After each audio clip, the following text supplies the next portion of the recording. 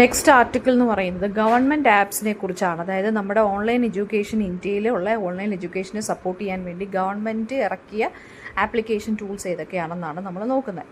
So Indian education system എന്ന് പറയുന്ന largest education സിസ്റ്റമാണ് ഇൻ ദ വേൾഡ്.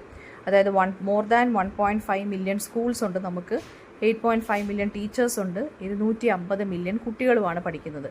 പക്ഷേ ക്വാളിറ്റി എഡ്യൂക്കേഷൻ്റെ ആ ഒരു ലാക്ക് എന്ന് പറയുന്നത് ഇന്ത്യയിലെ ലിറ്ററസി ഗ്യാപ്പിന് കാരണമാകുന്നു. അപ്പം വേൾഡ് ബാങ്കിൻ്റെ കണക്കനുസരിച്ച് ഇന്ത്യയുടെ ലിറ്ററസി റേറ്റ് എന്ന് പറയുന്നത് 82% ആണ് അഡൾട്ട് മെന്നിൽ. അത് 2018 കണക്കാണ്. സ്ത്രീകളുടെ കാര്യം എടുക്കുകയാണെന്നുണ്ടെങ്കിൽ ജസ്റ്റ് 66% മാത്രമേ ഉള്ളൂ.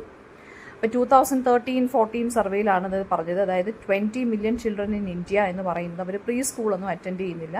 ആൻഡ് ഹാഫ് ഓഫ് ടീനേജേഴ്സ് അവർ സ്കൂൾ പോലും ഹൈസ്കൂൾ പോലും കംപ്ലീറ്റ് ചെയ്യുന്നില്ല.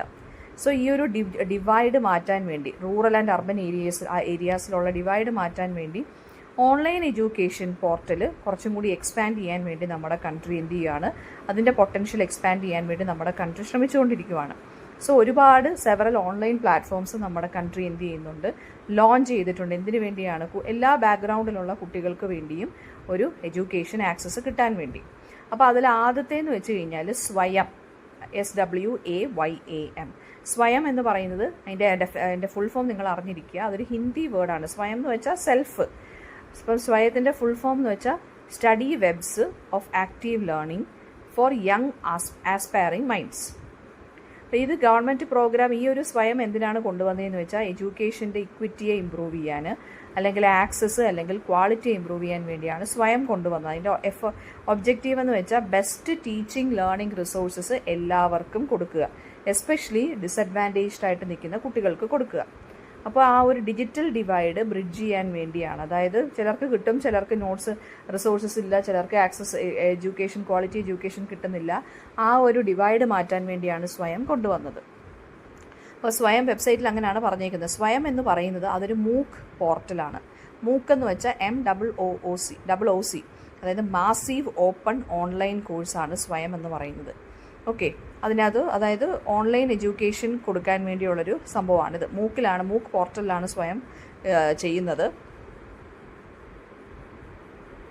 2016 all India council for technical എഡ്യൂക്കേഷനാണ് ഇത് ക്രിയേറ്റ് ചെയ്തത്. അതായത് എല്ലാ എഡ്യൂക്കേഷൻ കോഴ്സസിനെയും കൂടെ ഒറ്റ പ്ലാറ്റ്ഫോമിൽ കമ്പൈൻ ചെയ്ത് എല്ലാവർക്കും ആക്സസിബിൾ ആക്കുന്നു. അപ്പോൾ ക്ലാസ് 9 തൊട്ട് പോസ്റ്റ് ഗ്രാജുവേഷൻ ലെവൽ വരെയുള്ള എല്ലാ കോഴ്സസും സബ്ജക്ട്സും ഇതിനകത്തുണ്ട്. അത് national programme on technology enhanced learning വഴിയാണ് അവരെന്ത് ചെയ്യുന്നത്, ഇത് കവർ ചെയ്യുന്നത്. NPTEL വഴിയാണ് കവർ ചെയ്യുന്നത്. എല്ലാ കോഴ്സസും ഫ്രീ ആണ്. പക്ഷേ കോഴ്സ് കംപ്ലീഷൻ സർട്ടിഫിക്കറ്റും ഒരു ഫൈനൽ എക്സാമും കുട്ടികൾ ഒബ്റ്റെയിൻ ചെയ്യണമെന്നുണ്ട്. ഓക്കെ, വളരെ തുച്ഛമായ ഫീസിലാണ് ഇത് ഉള്ളത്. അപ്പം സ്വയം ഈസി ആൻഡ് കൺവീനിയൻ്റ് ആണ്. സ്റ്റുഡൻസിന് പ്രീ റെക്കോർഡഡ് ആയിട്ടുള്ള വീഡിയോ ലെക്ചേഴ്സ് വിത്ത് സബ് ടൈറ്റിൽസ് ആണ് കിട്ടുന്നത്. നമുക്ക് എന്താ പറയുക, ഫ്രീ സ്റ്റഡി മെറ്റീരിയൽസ് ഡൗൺലോഡ് ചെയ്യാം. 20 മില്യൺ സ്റ്റുഡൻസ് ആണ് സ്വയത്തിൽ ഉള്ളത്. 1.5 മില്യൺ സ്റ്റുഡൻസ് സക്സസ്ഫുള്ളി കംപ്ലീറ്റും ചെയ്തിട്ടുണ്ട് അവരുടെ കോഴ്സസ്. അപ്പോൾ സ്വയവും മൂക്കും NPTEL ഒക്കെയാണ് ഇതിനകത്ത് നിങ്ങൾ അറിഞ്ഞിരിക്കേണ്ടത്. സ്വയത്തിൻ്റെ ഫീച്ചേഴ്സും എന്തൊക്കെയാണ്, അഡ്വാൻറ്റേജസ് എന്തൊക്കെയാണെന്ന് അറിഞ്ഞിരിക്കുക. രണ്ടാമത്തെ പ്ലാറ്റ്ഫോം എന്ന് പറയുന്നത് ദീക്ഷ പ്ലാറ്റ്ഫോം എന്നാണ്. ദീക്ഷ പ്ലാറ്റ്ഫോം എന്ന് വെച്ചാൽ digital infrastructure four knowledge sharing. അതും എന്ത് തന്നെയാണ്, ഓൺലൈൻ എഡ്യൂക്കേഷന് വേണ്ടിയുള്ളതാണ്. അത് ആരാണ് കൊണ്ടുവന്നതെന്ന് വെച്ചാൽ ഇന്ത്യൻ മിനിസ്ട്രി ഓഫ് എഡ്യൂക്കേഷനാണ്. സെപ്റ്റംബർ 2017 കൊണ്ടുവന്നത്. അത് NCERTയുടെ കൂടെ ഇനിഷ്യേറ്റീവാണ് കേട്ടോ. അതായത് ടീച്ചേഴ്സിനെ ട്രെയിൻ ചെയ്യാനും എംപവർ ചെയ്യാനും ഒക്കെയാണ് ഇത് കൊണ്ടുവന്നത്. അപ്പോൾ നോളജ് ഷെയറിങ്ങിന് വേണ്ടിയൊക്കെ ആണെന്നുണ്ടെങ്കിലും ടീച്ചേഴ്സിനും കൂടി ഉള്ളൊരു ഫോക്കസ് ഉണ്ട് ഇതിനകത്ത്. ആൻഡ് ഇത് 2020 ആയപ്പോഴത്തേക്കും സ്റ്റുഡൻസിനും കൂടി എക്സ്റ്റെൻഡ് ചെയ്തു, കാരണം കൊറോണയുടെ സമയമൊക്കെ ആയപ്പോഴത്തേക്ക്. ഇപ്പം 36 ഇന്ത്യൻ ലാംഗ്വേജസിലാണ് ഇത് ഓപ്പറേറ്റ് ചെയ്യുന്നത്. ഓക്കെ, ഫ്രീ ടെക്സ്റ്റ് ബുക്ക് ഉണ്ട്, ട്രെയിനിങ് കോഴ്സസും വിർച്വൽ ലാബ് ആക്ടിവിറ്റീസും എല്ലാം ഉണ്ട്. ആൻഡ് നെക്സ്റ്റ് വരുന്നത് EPG പാഠശാല.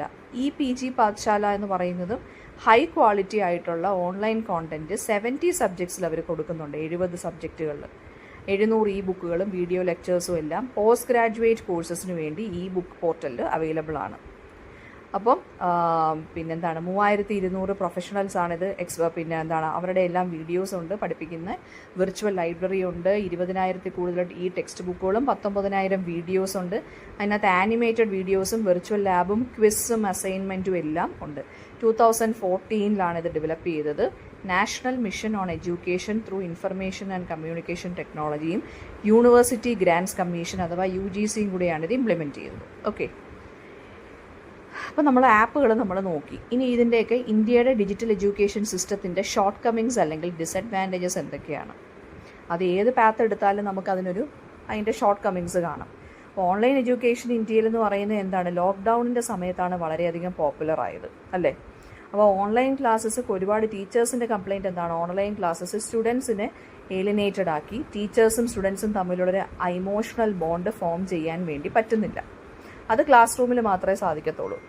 പിന്നെ അതുപോലെ തന്നെ എന്താണ്, 60% ഓഫ് ചിൽഡ്രൻ ഇൻ ഇന്ത്യ അവർക്ക് ഓൺലൈൻ ആക്സസ് ഇല്ല, സ്മാർട്ട് ഫോൺസോ ഒന്നും ഇല്ല. അതുപോലെ തന്നെ സെയിം ഫോൺ വെച്ചിട്ടായിരിക്കണം അവർ ഷെയർ ചെയ്യേണ്ടത് സിബ്ലിങ്സുമായിട്ട്.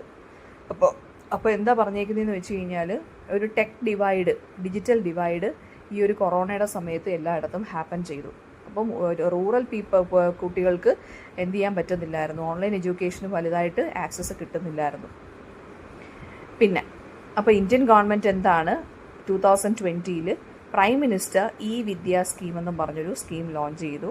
അതെന്തിനു വേണ്ടിയാണെന്ന് വെച്ച് കഴിഞ്ഞാൽ ഓൺലൈൻ എഡ്യൂക്കേഷൻ്റെ എല്ലാ കാര്യങ്ങളും യൂണിഫൈ ചെയ്യാൻ വേണ്ടിയും ഒക്കെയാണ്. 250 മില്യൺ സ്കൂൾ ഗോയിങ് ചിൽഡ്രൻ ഈ സ്കീമിൽ നിന്ന് ബെനിഫിറ്റ് കിട്ടുന്നുണ്ട്.